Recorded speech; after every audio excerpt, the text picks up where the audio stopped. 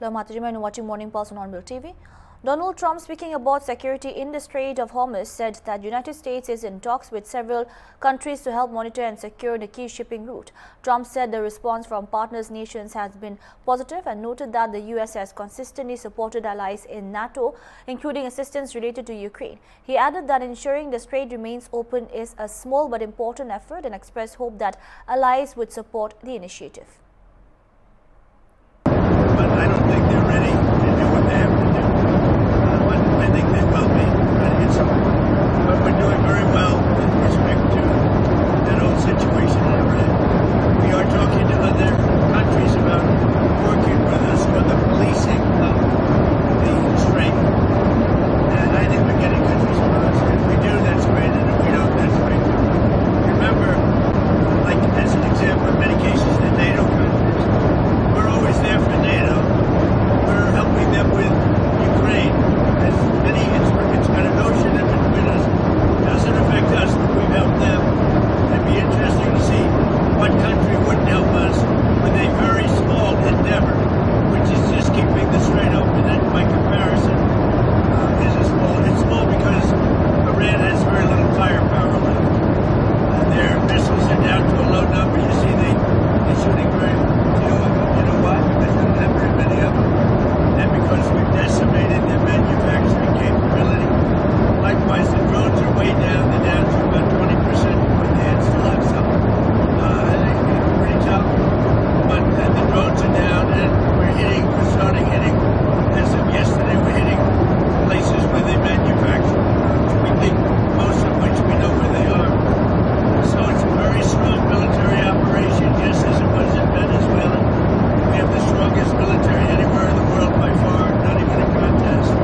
And I think people understand that. And we will finish the job. Reacting to the announcement of poll dates in 5 states and union territories, Shashi Tharoor said that the upcoming election in Kerala will be a crucial challenge for the Congress. Tharoor pointed out that the incumbent Left Democratic Front returned to power in the last election, breaking the state's long-standing pattern where power alternated between rival fronts. He said that Congress-led opposition is determined to bring about a change in government, this time calling the election schedule surprisingly early. Tharoor noted that parties now have barely 3 to 3.5 weeks to campaign. He added that candidate announcements are expected within the next few days and said he may skip the final 2 weeks of parliament to actively campaign.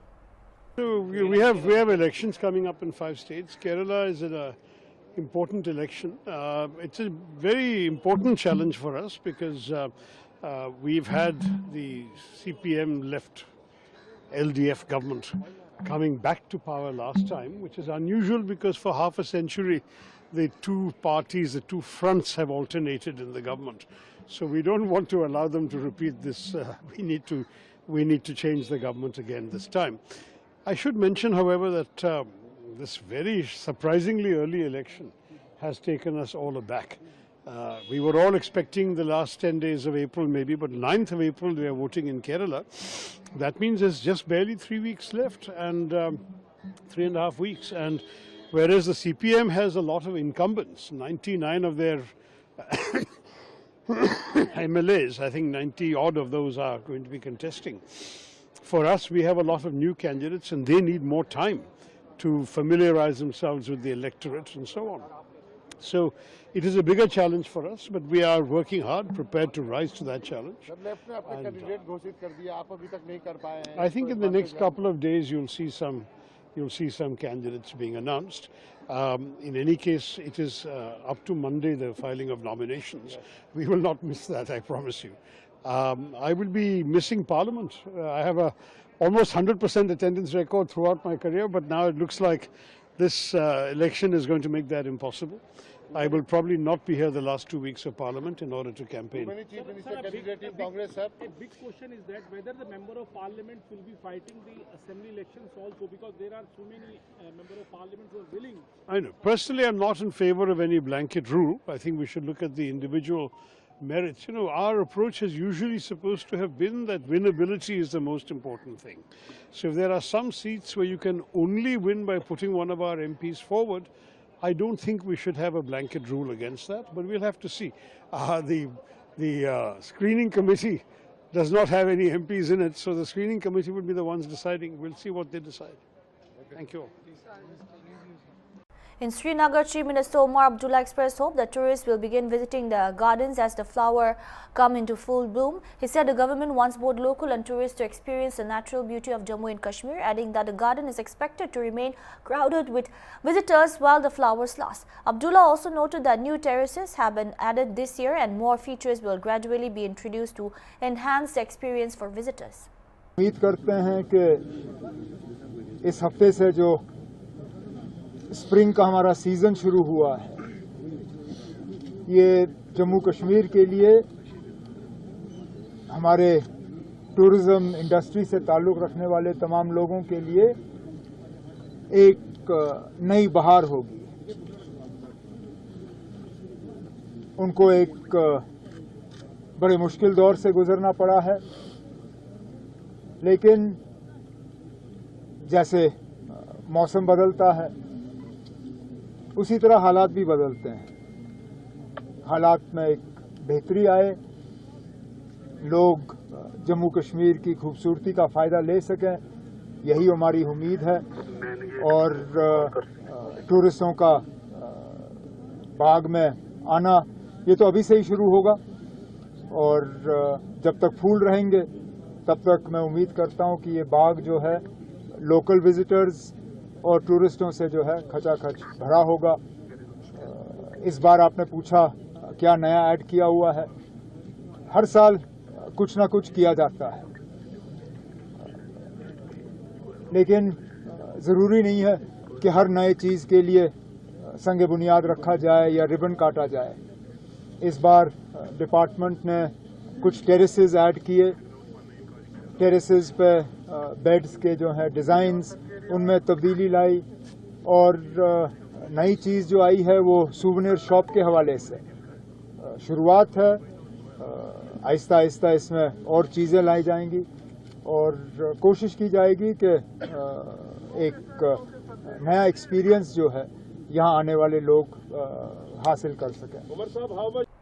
Responding to the reports of an LPG shortage, Union Minister Suresh Gopi said the government is working on alternative measures to address the situation. He urged the opposition to cooperate and suggest solutions instead of criticizing, adding that they should engage with authorities responsible for ensuring food and essential supplies to the public. Gopi said the current situation has been impacted by developments in West Asia and expressed hope that the issue will soon be resolved with positive results. Be so mean. What is my oath? Unbiased deliverance. I have to look at the people of India. Sir, because Kerala Restaurant Association has said that they don't... I have talked to them. They are happy. We are also finding alternative means. Why is the opposition not thinking about enthusing whichever party has a upper hand in such states? They should talk to the contingent who is looking after the food care of the people. They can propose alternative methods. They have to keep enthusing them into staying active in the business rather than close it. There is no such situation. We are trying to overcome that criticality in the situation due to a West Asia issue. And you know how the Hormuz is favoring us. Let us wait. Let us wait to see fruitful results. As such, there is no critical say issue in the deliverance of, you know how it was 60 lakhs on the 3rd of March and suddenly 4th of March it jumped to 88 lakhs. Understand? This is the point. Who is at play? ROCO is not the method. Join hands with the administration. If you are for the people, opposition has to join hands with the administration in setting things straight and right. Think. The trajectory of politics has completely changed because the people have a changed thought. If you aligned with the changed thought of the people, you will sustain. Otherwise, you will be damned. There is no shortage of self-reliance. See, not that. See, what do you want to tell the people from your perspective? When there is a war situation, then there will be certain crises which will become upstart missions. Now it's an upstart mission. That crisis is there. We cannot be struggling to hush that upstart. No, we are looking at how to not let it run into a critical situation, squeezing the life of the people. We are at it. Not because it's not our benevolence, it is our responsibility. We will keep up the responsibility. See, Shamam, why are you asking me about it? If the civil supplies minister has an issue in Kerala, he will deal it for the whole of Kerala, not Trivandrum, from where he is elected. Ari കൊണ്ടുവന്നപ്പം തിരുവനന്തപുരത്തിന് അധിക കരുതൽ കൊടുത്തോ? അങ്ങനെ ഉണ്ടെങ്കിൽ വിളംബരം ചെയ്യട്ടെ. ബാക്കി 13 ജില്ലകളും അദ്ദേഹത്തെ രാഷ്ട്രീയപരമായി വകവരുത്തട്ടെ. Sir, I am looking at the country, sir. The responsibility is huge. All states, 28 states and 8 union territories have to be caressed. We are doing it, sir. Please let us do it. Election सब आप हमारे मुल्क के और राज्य के अध्यक्ष जो है, कार्यकर्ता जो है, कैंडिडेट्स जो है, उनसे पूछना और जवाब लेने का. Please. Reacting to the major administrative reshuffle ahead of 2026 West Bengal Assembly elections, Union Minister Sukanda Majumdar backed the decision of the Election Commission of India. Majumdar alleged that several officers were biased and said removing them was the right step to ensure free and fair polls. He also accused the state government led by Mamata Banerjee of using senior officials for political purposes while asserting that the BJP is fully prepared for the election. देखिए, तो election commission ने तय किया है ना, क्योंकि ये इतने बायस है, ये जो अफसरों को हटाया गया, इनके अगर आप कार्यकाल देखेंगे, इनकी जो डिसीजन देखेंगे, इतने बायसनेस है. ममता बनर्जी बोलेगी यहाँ पे बैठी रहो तो यहाँ पे बैठी रहेगी, खाना मत खाओ तो खाना भी नहीं खाएगी. तो ऐसे लोग हैं, इनको हटाना ही तो सही है. इलेक्शन कमीशन ने सही काम किया. जो अफसर ईडी के रेड पे बाधा डालने के लिए जाती है, उस अफसर को रख के इलेक्शन कराना सही है क्या? निष्पक्ष होगा क्या?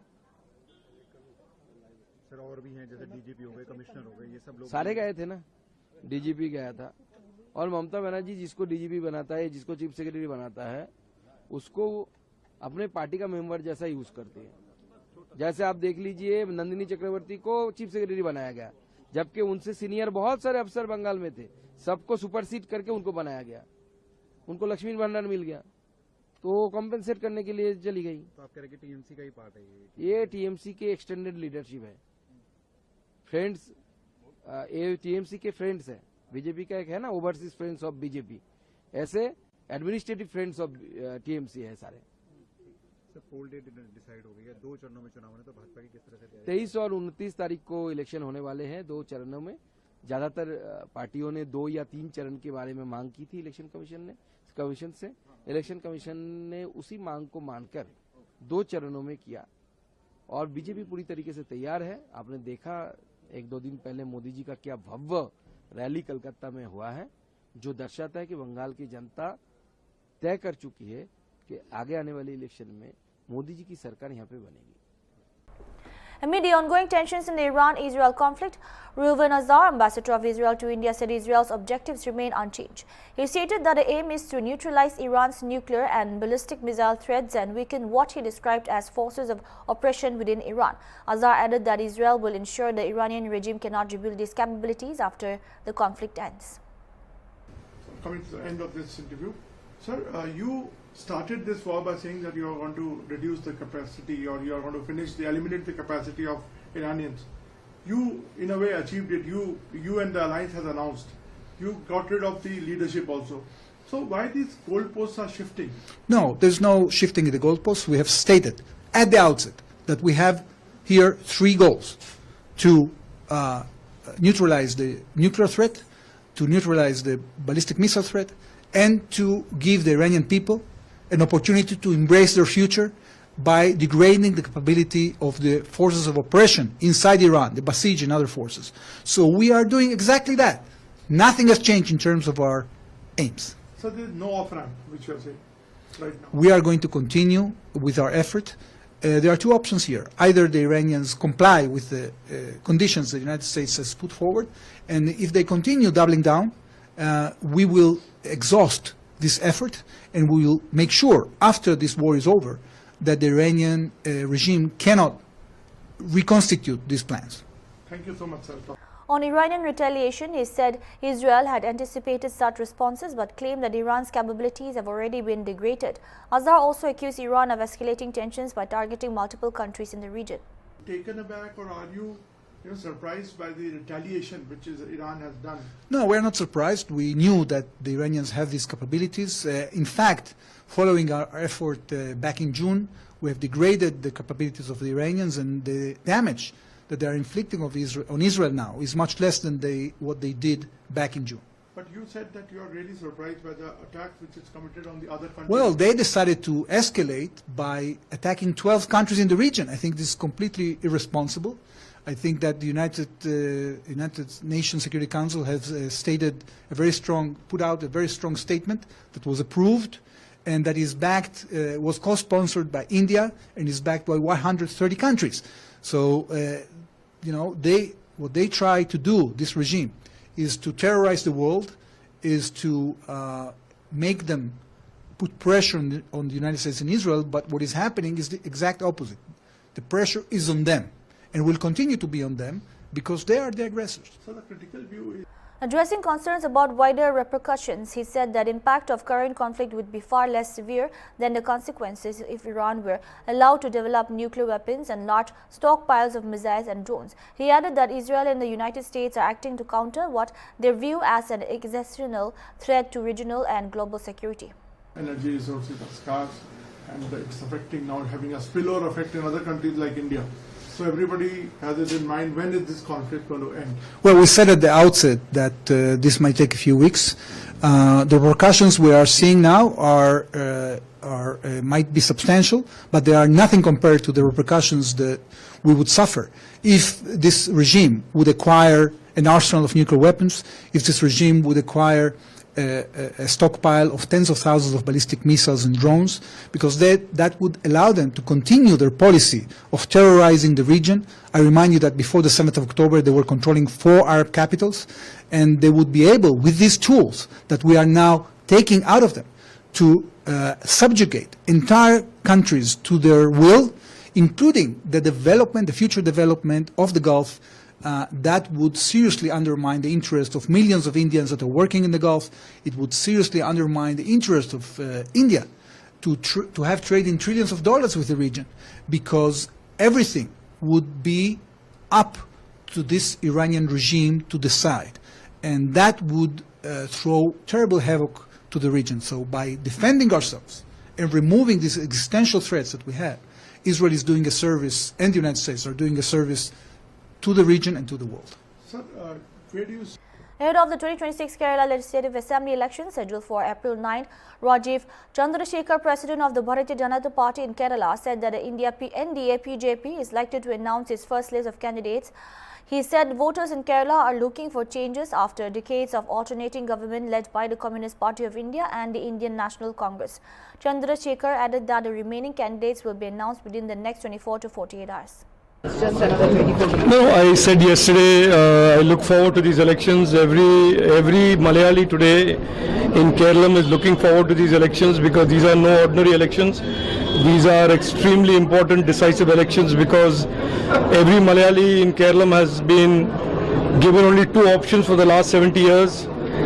Absolutely dysfunctional, incompetent CPM that has thrust only violence and lack of economic development on the people of Kerala. On the other hand, people of Kerala has suffered many years and many times the Congress party and the UDF's corrupt politics and their appeasement politics. So I think people of Kerala are ready for change. That is our battle cry. We see these elections, as a decisive elections for change. The people of Kerala see it that way. And as I said yesterday and I say today in front of all of you, This is an extremely important election that will decide the direction and the future of our state. This is a very proud state. There are hundreds and thousands of talented youngsters in the state that have to go outside the state seeking education and employment. All that must change. We must become a state that is proud. When we say we are God's own country, we must be God's own country as well as economically strong, provide for our children opportunities and growth, all of which has not happened in the last 70 years, and the BJP NDA is asking the people of Kerala for an opportunity to bring to Kerala what Prime Minister Narendra Modi ji has done for India in the last 10 years. Progress, opportunity, development, jobs, investment for every Malayali, and that is what we are putting forward. When can we expect the candidate list of BJP NDA? We expect the NDA BJP to announce its first list today. Our leadership in Delhi is expected to announce the first list today, and over the next 24-48 hours, progressively the rest of the list will get announced. That's all we have for now. Keep watching HORNBILL TV.